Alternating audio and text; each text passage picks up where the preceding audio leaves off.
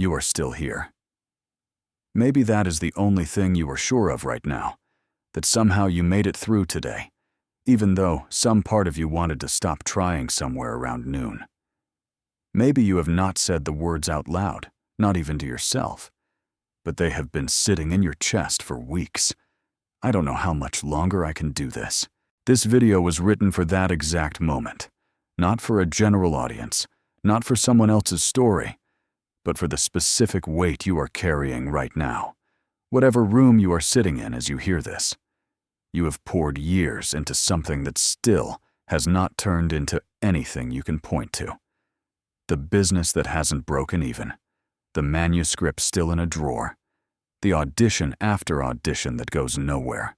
Everyone around you seems to be arriving somewhere, and you are still packing the car. Blessed is the man that endureth temptation, for when he is tried, he shall receive the crown of life, which the Lord hath promised to them that love him. James 1:12. I see every unrewarded hour you have given to this. I was not surprised by a single one of them. The crown I promised was never for the person who succeeded quickly. It is for the one who stayed, who kept showing up when nothing showed up for them. Your faithfulness in the waiting is not wasted. I am recording every ounce of it, even the days you almost quit. You do not need a breakthrough today to prove your work has mattered. It has already mattered to me. Stay close to me a little longer, beloved. I am not finished with what you started. You lie next to someone every night who feels like a stranger now. The silence at dinner, the arguments about nothing that are really about everything, the way you both stopped reaching for each other's hand in the car. You wonder if this is just what marriage becomes. And if one prevail against him, two shall withstand him. And a threefold cord is not quickly broken. Ecclesiastes 4:12.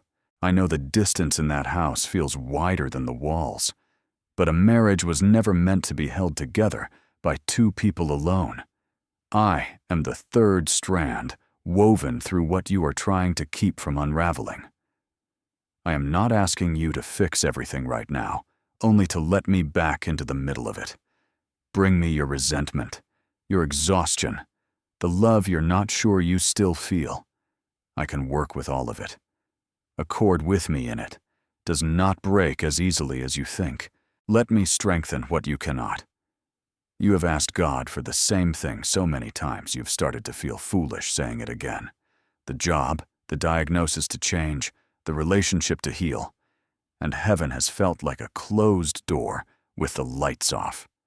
For the vision is yet for an appointed time, but at the end it shall speak, and not lie. Though it tarry, wait for it, because it will surely come. It will not tarry. Habakkuk 2:3. Your prayer did not go unheard just because it went unanswered on your timeline. What you asked for is not forgotten. It is appointed, and appointed things arrive exactly when they are ready, not a moment before. I am not silent because I don't care.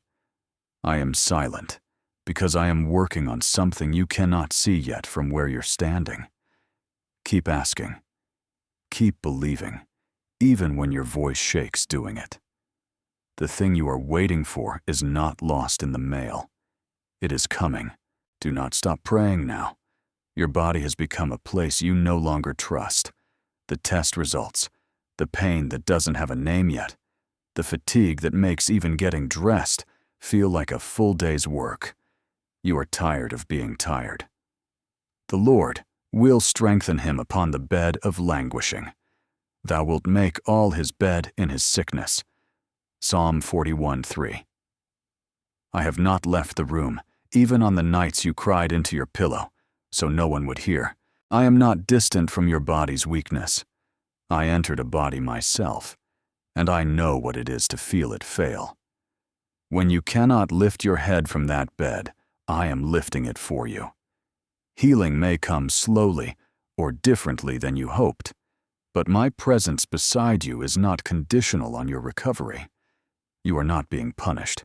You are not forgotten in that hospital gown or on that couch. Rest in me right now. You have not had a full night's sleep in longer than you can remember, and somewhere between the school pickups and the meltdowns and the endless small requests, you lost the version of yourself that used to feel like a whole person. Come unto me, all ye that labor and are heavy laden, and I will give you rest. Matthew 11:28. I did not say come to me once you've finished the laundry, once the kids are older, once you've earned a break. I said, come now, exactly as tired as you are. You do not need to perform strength for me. Set the weight of that home down at my feet for just these few minutes. I am strong enough to hold what you're carrying while you breathe. You are doing more good in that house than you can measure from inside it. Let me carry some of it with you today. Someone you trusted with the real version of you turned around and used it against you. The friend who stopped calling, the one who talked behind your back, the person you thought would be there for good. Yeah, mine own familiar friend, in whom I trusted, which did eat of my bread, hath lifted up his heel against me. Psalm 41:9. I know exactly what that betrayal feels like. I was handed over by someone who ate at my own table. So when I tell you I understand, it is not a phrase, it is a memory. Your hurt is not overreacting. What was done to you was real, and I am not asking you to pretend it wasn't. But don't let one person's disloyalty convince you that you are unworthy of faithful love. I am faithful, even when people are not. Bring me the ache of that friendship. I will not walk away from you the way they did. The numbers in your account do not match the bills on the table, and you have started avoiding your phone because you know what the next call might be.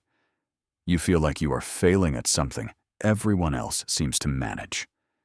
But my God shall supply all your need, according to his riches, in glory, by Christ Jesus.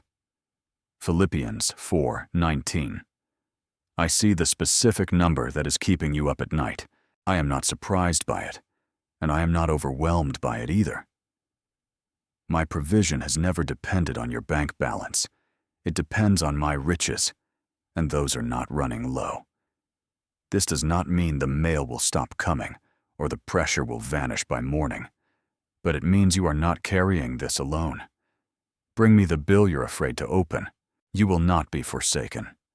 You keep replaying what they did to you, rehearsing the argument you never got to finish, and somewhere along the way, the anger stopped protecting you and started living inside you instead.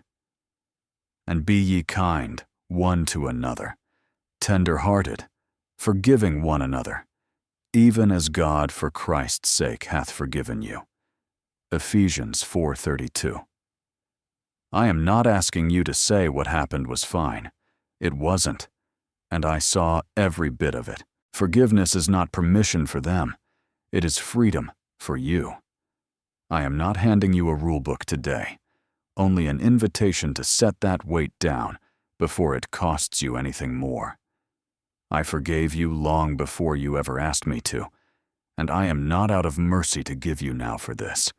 You do not have to forgive perfectly or all at once. Just let me start loosening what you've been gripping so tightly.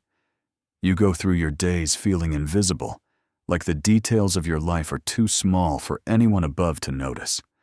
The quiet apartment, the job no one asks about, the birthday nobody remembered this year. And she called the name of the Lord that spake unto her, Thou God seest me. For she said, Have I also here looked after him that seeth me? Genesis 16:13. You are not too small a story for me.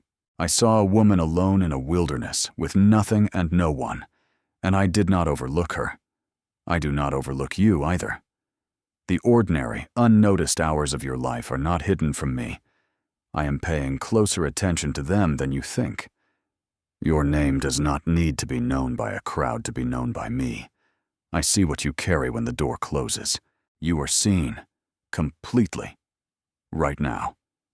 There is a chair at your table that stays empty now, a voice on your phone you cannot call anymore, and you have started to wonder if the ache of missing them will ever soften, or if this is simply what the rest of your life feels like. The Lord is nigh unto them that are of a broken heart, and saveth such as be of a contrite spirit. Psalm 34:18. Grief is not a lack of faith, and I am not far from you inside it. I come closest exactly where the break is. Not after you've healed, but in the middle of the breaking itself. You do not have to explain your tears to me, or apologize for how long they've lasted. I am near your broken heart right now, closer than you can feel with your senses, but no less real. The love you had for them was not wasted, and neither is your grief. I am holding both of you. Still, you stopped announcing when you're discouraged a while ago. Now you just go quiet, get through what needs getting through, and let no one see how close you've come to setting the whole thing down. Nobody around you knows how many mornings it takes just to get moving. But they that wait upon the Lord shall renew their strength. They shall mount up with wings as eagles. They shall run and not be weary, and they shall walk and not faint. Isaiah 40:31. I know the difference between running and simply walking without falling down, and right now, I am not asking you for wings. I am only asking you to keep walking, because even that is strength I am giving you. Your fainting has not happened yet, and it will not, because I am renewing you in ways you cannot feel from the inside of exhaustion. This weariness is not a sign that you have failed. It is a sign that you have been carrying something heavy for a long time without putting it down. Let me carry it now. You are not as far from strength as you feel today. It's usually quietest when it hits hardest. Thoughts louder than the room around you, feeling like the day swallowed you whole, and nobody actually noticed you were struggling to get through it. I will both lay me down in peace and sleep, for thou, Lord, only makest me dwell in safety. Psalm 4:8. You do not have to keep watch over your own life. I am already awake, already aware of everything the day has cost you, and I am not going anywhere while you finally let your shoulders drop. You do not need to solve tomorrow before you're allowed to rest. That isn't your job, it's mine. I am making a dwelling place for you even in this ordinary, tired moment. Rest now. I am keeping watch. Whatever brought you to this video today, the dream that hasn't happened yet, the marriage you're not sure will make it, the prayer that still feels unanswered, the diagnosis, the exhaustion, the friend who left, the bills, the bitterness, the ache of being unseen, the grief, the discouragement you've stopped mentioning out loud, the quiet hours when it hits hardest. None of it is too much for me to hold. It is of the Lord's mercies that we are not consumed, because his compassions fail not. They are new every morning. Great is thy faithfulness. Lamentations 3:22-23. That mercy did not run out before it reached you today. I am not measuring you by how well you held it together this year. I am not waiting for you to fix yourself before I stay close. Every morning you wake up, my faithfulness is already there waiting for you, fresh, unearned, and entirely mine to give. You do not have to give up. You only have to let me carry what you cannot. Rest now. I am not done with you yet.